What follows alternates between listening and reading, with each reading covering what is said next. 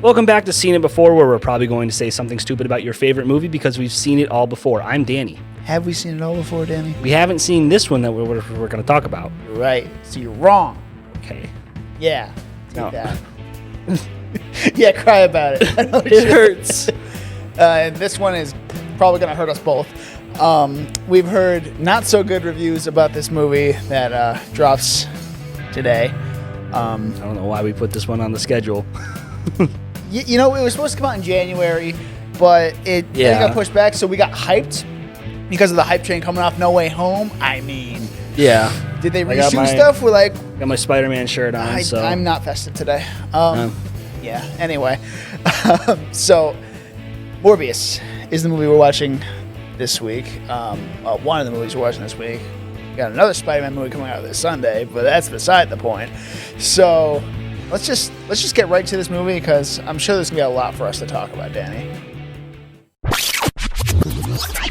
So we just watched Morbius. It was an experience, I'd say, Yeah, I'll say. Where do we even begin to start with this? I'm going to say at the post-credit scenes because that seems like the most talked about, going to be the most talked about portion of this movie. Yeah, They were leaked online early. I heard one of them involved Vulture. I didn't know both of them involved Vulture from Spider-Man Homecoming. And it started off this first one with, the ripple from No Way Home at the very end of the movie. And, Adrian Toomes coming into this universe, the Venomverse, whatever the hell they call it in Sony, I don't know. And it's weird, man. It's weird the way they did this. Mm-hmm. Yeah, I'd say so because the first one's okay. Yeah. But the second one. Yeah, the second one, it doesn't all right, so what I'm kind of disappointed in is that Adrian Toomes was being set up as a major villain in this MCU Spider-Verse or MCU Spider-Man canon, right? Yes. I was excited when he got together with Scorpion and he was going to be all maybe we should get a Sinister Six together, right? But now he's doing that for in the Venomverse, like they wanted to do in the Amazing Spider-Man movies, and it's like, what the fuck? What are they gonna make up their minds on where they want to do? They're just like, we're gonna get our Sinister Six if it kills us, it looks like they're kind of trying to set it up with Craven, Morbius, Vulture, and I don't know who else the other two are gonna be. I know there's a Black Cat movie coming out. I'm pretty sure. That's interesting. So I like that kind of what Sony's trying to do. These characters, I give them credit here. They're trying to do these characters that justice in their own universe first before Spider-Man's even involved. Mm-hmm. And I get that because a lot of times they get compared to just being a different version of Spider-Man. Like Venom is just a different version of Spider-Man. No, he's actually a black alien from space, black goo alien. Mm-hmm. And Morbius was I'm wearing my Spider-Man. Animated series shirt. Yeah, that's where I first met Morbius. Yep. And he was a bad experiment gone wrong based on Spider-Man's blood when he mixed with a bat and then he became the living vampire, right? So, but I like that they're kind of making it more that his own character instead of being attached to Spider-Man. With the character. Yeah, and and with Adrian Toomes. He's kind of the exception to that because he is attached to Spider-Man. He even says in the second post-credit scene, I think it has something to do with Spider-Man. I'm in a different universe. But he's also dressed up in his Vulture costume from Homecoming. How the fuck does he get that? He was in jail. He spawned into this new place in the Venomverse in jail. Yeah. Is there another Vulture that he kills along the way? What the hell's going on? Yeah, so apparently, in the first one, he's all the news reporter lady is we don't know who this Adrian Toomes is. He claims to be Adrian Toomes. So apparently, there's no Adrian Toomes in this universe. Yes. For shorthand. Yes. Then, like you said, it doesn't make any fucking sense how he gets the suit. Yeah. Or the wings or whatever. Yeah, the Vulture suit. Yeah. And then for some reason he hears about Michael Morbius Which granted that might in the movie they show like he's in the Daily Bugle but they don't necessarily say he's a vampire and shit. He has superpowers, right? Yeah, and in the trailers, I remember like there's a distinct scene where it's like Adrian Hughes is like being thrown into a cruiser or whatever. Like Michael Morbius, you should come meet me or something. I don't know what he said. He said something. Yeah, like we'll meet up or something like that. Yeah, and it's like okay, and now they did it just in a different way. Now I don't. Yeah, I don't know. It makes so much less sense than just it could have. It was going to make no sense either way. Yeah, I mean, but yeah. All right, let's get off the post-credit scene here. Let's get into Morbius, the living vampire. Okay. The movie,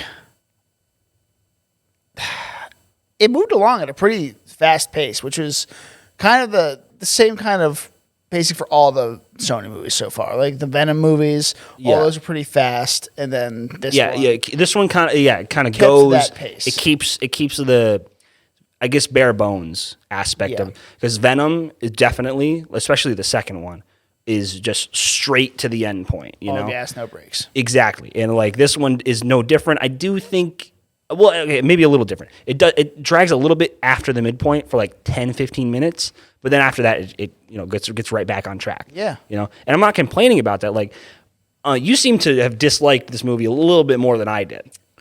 Well, no, I just disliked the post-credit scenes. All right, so yeah, I was gonna say, so like the movie in general, I think it's passable. It's good. It's okay. Like a mid-2000s superhero movie. Yeah. Well, like I mean, like when I heard that, I'm thinking like maybe like Ghost Rider, Spirit of Vengeance, like that level of bad, and I'm like, talk about that. But no, I'm actually ironically pleasantly surprised, because my expectations were so low going into this. Like I was like, we were joking before we went in the movie, like I don't want to see this. Yeah, I was like, I'm just gonna go to the bathroom for 20 minutes and just chill. While the movie's going on or something. Yeah, but like that didn't happen. I enjoyed it. I had a solid 2 hours, hour and 50 minutes. It was. I wouldn't say I enjoyed it, but like I was entertained. It kept me interested the whole time. Yeah. So that's all the movie has to do. The director got us into the movie pretty well. I mean, it started off with the whole waterfall scene in Costa Rica, where the hell they were. Yeah, I don't quite understand where that scene takes place in the rest of the movie, because after that scene where he gets like abducted or like attacked by all the bats in the helicopter, like it looks like they leave without him. Yeah. And then it says 25 years earlier, and then we don't ever get back to that point. Is that how he gets the bats in the tube later on? Okay, that's what I figured. So he brought them back, I guess. All right, so the whole that's like the main. Like in the trailer, they really sell it like that's the thing that turns him into the vampire. Nope. No, that's weird. Serum. Yeah. So it's really weird, man. Like the trailers, you cannot take anything from these trailers. And, I think sell the plot. I think the trailer did a really bad job of explaining what this movie was. No, I think it did a good job of kind of. You're not supposed to know anything about this movie, and they just kind of showed you footage. Oh, this could be cool. This could be cool, but this is not the direction we're going. I mean, yeah, well, okay, so the trailer really screams like we are very unorganized. We don't know what's going on with this movie, what universe it's in. What No Way Home really screwed us up. And then I think that's why they pushed it back for that last couple months, to really tighten up the story a little bit. Yeah. And make it, okay, we're going to boil this down to just a contained story about Morbius, throw in a little bit of MCU at the end. Yeah, I think there were reshoots in Morbius. I think there had to have been in December with Michael Keaton. I think. Yeah. So it would make a lot of sense if they shot those post-credit scenes there to make more sense for them. And it didn't make any more sense whatsoever. But they had to put a finished product out. So.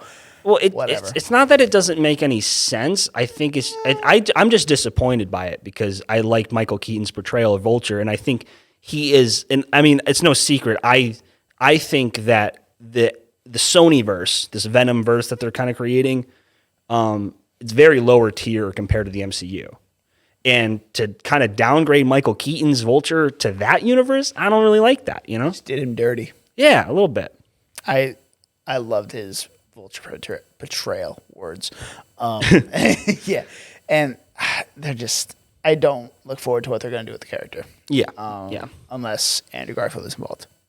I mean, yeah, like so that's another thing. Where does this? What universe does this movie take place? Let's not get there just yet. Right. Let's go to another thing I was talking about with you in the car. This movie is trying to be Batman, but it's not. Yeah, I was telling you in the car, I got very much specifically Batman Begins vibes from this, especially the scene where he's in the tube and he's like letting the bats lift him up and it's weird. Yeah, so he's like, it's like these animals are like my brother, and like he lets them they treat me like I'm a brother to them. Dude, what are you doing there? Yeah, he's like, you get a little frisky with the bats, you know? Yeah, I didn't hate it. I didn't like it, but it's like, can you just try to make it a little more original than just ripping off Batman Begins? I mean, it's hard not, you know, like, okay, so you could allude to it, but they kept doing it. So like this movie, put yourself in Sony's shoes, right? They want to have a serious kind of gritty universe, right? Mm-hmm. So what do? You have to ground a character that literally is a vampire. But you have to make him a hero at the same time. So there's already like a grounded superhero who identifies as a bat. You know? Yeah. So it's like you said that. What? He identifies as a bat. He identifies as a bat. I bet that's one of them. So. Okay. But yes, so it's I don't know. It just feels weird to me. It's hard. I think it's hard to come up with an original thing that Morbius has because Batman has been told stories over and over and over again since the 80s of just like of a visual style, a visual medium, like the essence. So I think it's hard to create something original, and I don't blame them for kind of evoking that Batman Begins. Sure, it was done a little sloppily. They could have done like there's little things where they could have done better in the directing area. Like for example, the first time that like Michael turns into the Morbius, you know, he I thought that the scene where he's like attacking all the mercenaries on the boat, like they could have really drawn that out into like a horror scene, and they just didn't. Like I if I was directing, I could be like, okay, we're gonna have like a slow, kind of quiet, suspenseful build up to this, then slash him or something, and then have him like come off screen. Which, again, back to Batman Begins, they did that in that movie too. So yeah, maybe they were trying to have a little forethought, and they're just like, yeah, we don't want to be too much like Batman Begins. But all right, so let's get to the Spider-Man stuff now that you were just talking about earlier. Where we think this is headed with Spider-Man. I'm just curious what universe this movie takes place in, because in the trailers we saw, I mean, there was people doing a bunch of different breakdowns of the trailer, like, oh, we saw this picture of Tobey's Spider-Man on the alleyway, but also that's the Andrew Garfield version of the Daily Bugle on the newspaper, and then we saw the Oscorp building. We saw Oscorp from Amazing Spider-Man, and then we saw Adrian Toomes. So, you know, it could be all three. You know, now Adrian Toomes is answered. I feel like they just did that in the trailer just to make us be like, oh, we don't know which universe is going to be in. Why don't you guys try to? Yeah, it's a very clever marketing ploy. I don't know about clever, more like lazy. Hey, I mean, I was convinced that movie, like if we didn't have to do, okay, so I saw this movie because we were doing a podcast on it. I wouldn't have seen it knowing after No Way Home, after they got rid of all that stuff. But if I was going to see this movie a couple months ago before the reshoots and got pushed back again, I would have been like fully invested, being like, which universe is this in? I want that answered. And unfortunately, they don't really answer it. It's in the Venomverse. That's all we know. So, but is the Venomverse Andrew Garfield's, which I kind of want it to be, because they never keep show all the Oscorp building in this movie. So. I know, but I want them to just keep the lower tier stories in their own universe. I'm sorry, Andrew Garfield. Like I like you as Spider-Man. I don't which camera am I? I don't like your movies. I like you as Spider-Man. You're the best part of No Way Home. So if you're watching this by any chance, thank you. So Matt Smith was barely shown in the trailers. Yes. There's one shot distinctly I can remember. It's just him walking in the subway, and it's just him walking, just strutting his stuff. Yeah, he seemed to have a lot of fun in this movie. I'll give him credit. Like there's that one scene that he was just like full on dancing, strip teasing. Legit Spider-Man 3 vibes right there. Yeah. He was like, we're getting like Bully Maguire, like that kind of thing. Yeah. he's just having a fun time, and I like it when actors look like they're having a lot of fun, because this movie definitely needs that, because like I said, I think that adds to, like, it doesn't take away, it adds to the I guess the betterness of the betterness. I'm trying to explain. It's not bad. It's like, it's not a bad movie. It's like it's okay. It's good. It's passable. It's passable. It's Jurassic World. It's like that level of excitement for me. Okay.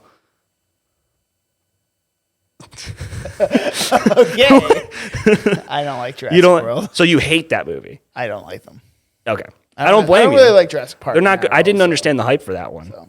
And I don't understand, if there was hype for this one, I wouldn't understand it, Yeah. But anyway, I still back thought to Matt Smith. So yeah, he had a great time with this. And then there's Jared Leto. So he did decent, but there's parts of the movie where he was just like, what was the girl's name? Do you remember? Martine. So there were parts of it where he was just like very bland with his delivery. We're just like, I'll fix this or whatever. It's like, it seemed kind of like, culty 30 Seconds to Mars vibes. It seems culty. I was like, oh, what is this, Moon Knight? It was weird. Yeah, man. it doesn't seem like a performance from a Oscar-winning actor.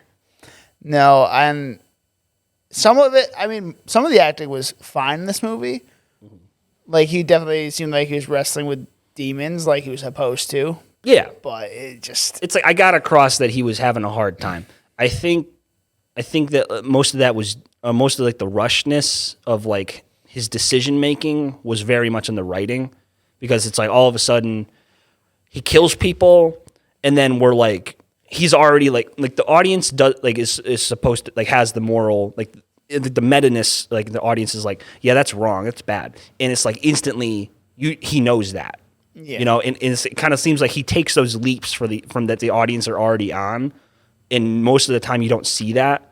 So it's not necessarily bad. It's just a little jarring compared to everything else that we've seen when like a person's out of control or whatever. It's like the director, the writer, and the actors aren't on the same page at all, and it's kind of hard when not everybody's on the same page. Well, yeah, I mean, you can't make a good movie if like. There's a saying out there. There's only so much you can do in post. Yeah. Yeah. So, what was the saying? I think it's something along the lines of, it's not necessarily like everyone got on the same page, but it's like you can make a bad movie out of a good script, but you can't make a good movie out of a bad script. You know what I mean? Yes, that's exactly what it should be. What did I say? I don't know. I think you can't make a good... Wait, you can make a bad movie out of a good script, but you can't make a good movie out of a bad script. There we go. Basically, in saying everything comes down to writing, So writing is like the number one. It doesn't get enough credit. We get Best Picture is the biggest award, and then behind that is Best Actor, Best Actress, Best Director, cinematography, even screenplay should, in my opinion, should be number one. And if there was an award for story, because story and screenplay are different. Yes, yeah. I would definitely nominate, I don't have a specific movie in mind, but I would make that a category. Everyone's saying the popular movie, which I understand that one, but story should definitely be up there. Well, we are past the Oscars talk at this point. We're past the slap, but yeah. So let's move on from that a little bit. Who else possibly got transported out of the MCU if Adrian Toomes did? It could literally be anyone. And we don't know. We're trying to think of like Sony characters that are technically Sony properties that they're allowing Marvel to have. Like, who else would that be?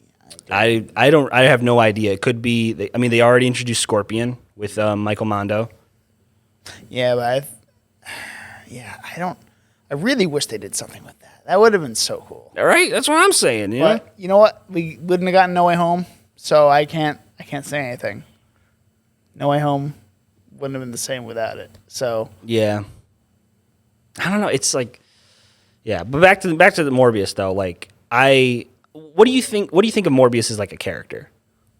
Like in this movie.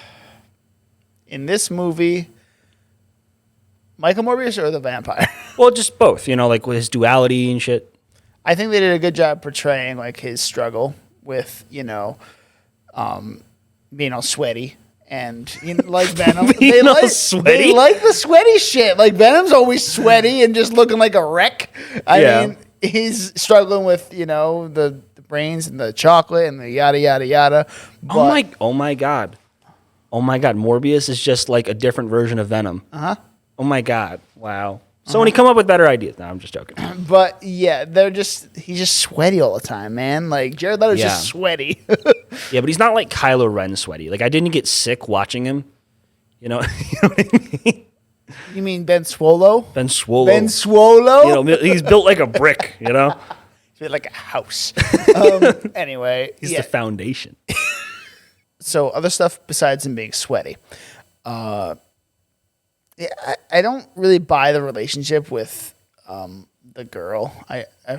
Martine. I don't buy that. The only reason I remember that. It's weird, man. The only reason I remember that is because Gabriel Iglesias, Fluffy, the comedian, he always has a friend that's like, Martine. Yeah, his stories are the best. But anyway, so you didn't buy the... I didn't buy the relationship. It was just kind of weird. I mean... Yeah, it was very shoehorned in. Rushed, again.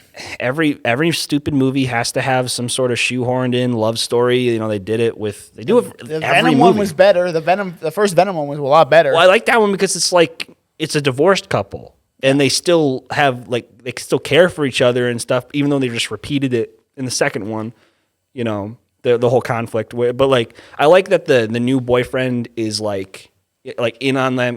He's cool with everyone. It's not like a love triangle. It's more like a support my friend with my boyfriend kind of thing. Yeah. This one is just it's just a generic oh, I love you. We work close together. Blah blah blah. And then now when they set up in the sequel when she wakes up on the rooftop. Yeah.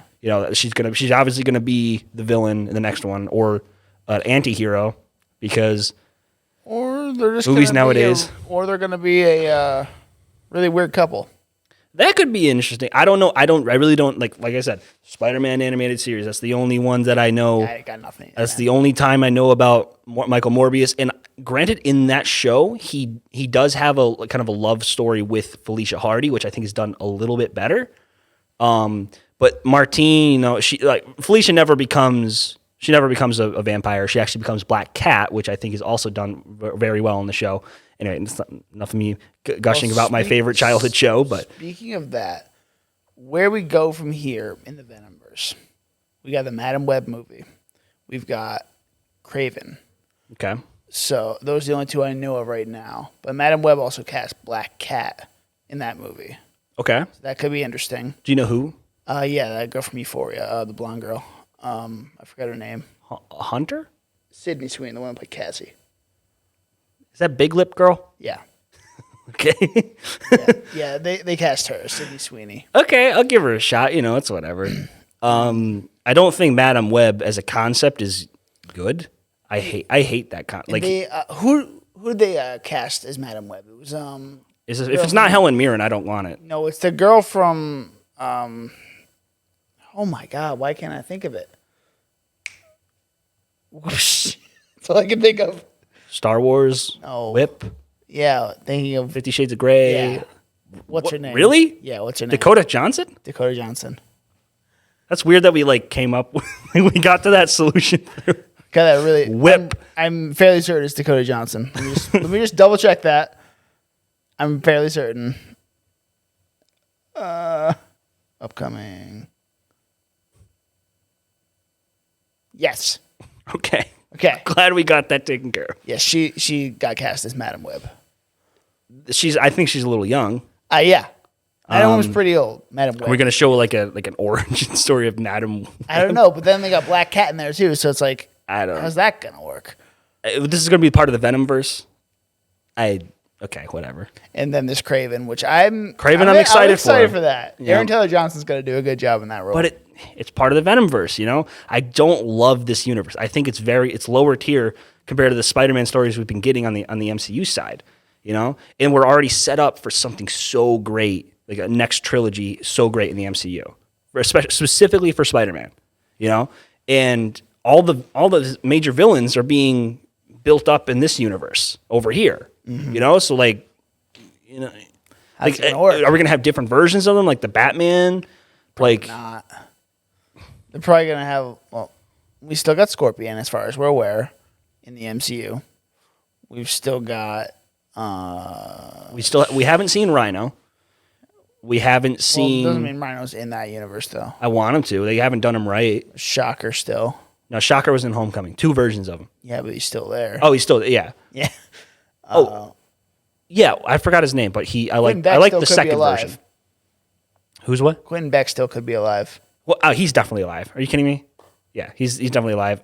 We haven't seen the MCU versions of Green Goblin yet. I would love to or in Hobgoblin. Hobgoblin with Ned, I want to see. I'd like to. Yeah, well, he lost weight. And like, I mean, hey, good for the actor. If he just lost weight just because, good for him. But usually when it comes to Hollywood, it's not just to lose weight; it's for a role. But they're not going to have a Spider-Man movie for a while, though. So, at least within the MCU. Yeah, I mean, yeah. Yeah. So we haven't seen. I wouldn't see that coming for a bit. We haven't seen Prowler. But that's more of a Miles Morales villain. We need to have Miles Morales. Yeah, they really retconned him, and it works. But who are some other ones? A Hydro Man. Yeah, I don't know. Which they kind of already did Hydro Man with one of the elementals because he was made out of water.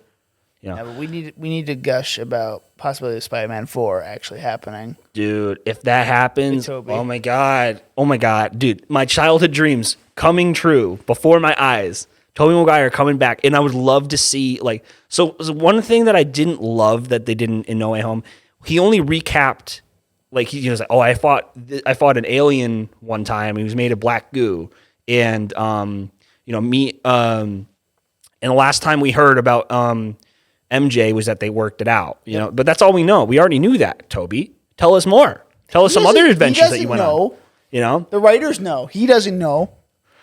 And something. Toby's gonna write Spider-Man 4. Dude, hey, I don't know. That'd be cool. No, don't do that. He would just throw in too many dance scenes. I don't think that was up to him. And then him yelling at the paparazzi. I think that was all Sam Raimi. Yeah, well, they made him do it in Spider-Man 2 too. Yeah, exactly. Yeah. I think it was all Sam Raimi. Oh man. But I don't know. I don't have too much to say about Morbius. The detectives, they were cool. They were barely in it. I thought they were okay. You know, they didn't have any development over the movie. I like that they weren't nothing. idiots. They did absolutely nothing. What are you talking about? They arrested him. Yeah, they were crucial to the plot. And yeah, barely. They were barely there. They didn't do anything in the end. I don't know. I like their banter back and forth. Whereas, the one guy, was great. The one guy, just comedic relief. Yeah, but I don't know. I just maybe have a soft spot for Tyrese, but I don't know. I like him, and I like the new guy. He was funny. Yeah, he's all sarcastic. He brings the holy water, and he's like, he's triple blessed. I want to make sure. You know what I mean? I liked them. I thought there was a good kind of bright spot in an otherwise really dark and serious movie. And with that, what do you give it? Overall. Like I said before, I like this movie. I think it's way better than Let There Be Carnage, and it's probably better than Venom 1. Nope. I thoroughly had a fun time watching this movie, and yeah, I'm gonna go with 70. Okay, that's a fair. Venom's low for me. I should preface with that. Venom's really low because I think it's not good. The first one's better than the second one. The first one is better than the second. Second one is dog shit. I literally only watched it for the post credit scene. It doesn't feel creative in any sense of the word. Like Andy Serkis was behind this, and he's known for his other directorial debut was Mowgli. So, and I didn't hear good things about that either. But he has such, pomp and circumstance when it comes to film. So I don't know. I just expected more. But Morbius 70 because I think maybe it was the pandemic that gave them enough time to really perfect it per se to make it enjoyable, watchable. The CGI was great. I really enjoyed that. I didn't really find any flaws with that. Jared Leto's performance was okay. It was good. Poorly written, could have a few missed opportunities to directing, but overall, good experience. Okay. Well, I am going to just go ahead and say it's not better than the first Venom. I haven't seen the first Venom since it came out, though, so I have no judgment there. Yeah, me neither. This is hard, man. Like, this movie was fun. It kind of, the pacing was really well done, but again, writing, trash. Jared Leto, good for the most part. The detectives did absolutely nothing. I hated them. We did not need the detectives in this movie. Okay. Did not need them. Matt Smith, bright spot. Yeah. I think he's the brightest spot of this movie, Matt Smith, honestly. I get that. He didn't look like a cat in this one. He did not. He looked like a weird bat. Yeah. Well, I mean, that was what they're kind of going for. Yeah, but. he looks weird. But whatever. That's beside the point. I think we're going to give it higher than you gave it, which is ironic. Yeah, it is ironic. It's 74. 74, that's what okay. I was going to give it, yeah. Interesting. And Venom is higher for me. So the scale is like a shifted scale kind of thing. It's a little different of a scale. Yeah. I don't know. I thought this was solid. It's not worth the 19% currently it's got on Rotten Tomatoes. Yeah, I think, is that critics or audience? Great question. I think it's probably critics because they don't like anything. They don't like just enjoyable movies. They hate it. They want it to have a message. That's all I'm saying. Yeah. I know you hate when I talk about that, but I know. Well, you're not wrong. You're not wrong. And that's why I hate the Academy Awards. You missed it, but slap. That's all I'll say. Slap. But yeah, so we are Seen It Before. You can find us on Instagram and TikTok with the handle @SeenItBeforecast. That's SCENE, It Beforecast. I'm Dan. I'm Danny. You can find me on Instagram and Twitter @Danny_Was, or my letterbox, which is DJ Was, or my YouTube channel, which is Danny Was. Pay attention to the socials for the next movies that are coming out. Like this one, we did a surprise one where we saw it on release night and we post the day of that it comes out. Most of the time we post teases on Fridays and then we post on Sundays. So you figure out what the movie is on then. Yeah, and starting this Sunday will be, well, obviously this is a video podcast, and we are starting full-on video podcasts starting this coming Sunday with our next review, which will get revealed today on our socials if you want to check that out. Kind of teased it in the intro.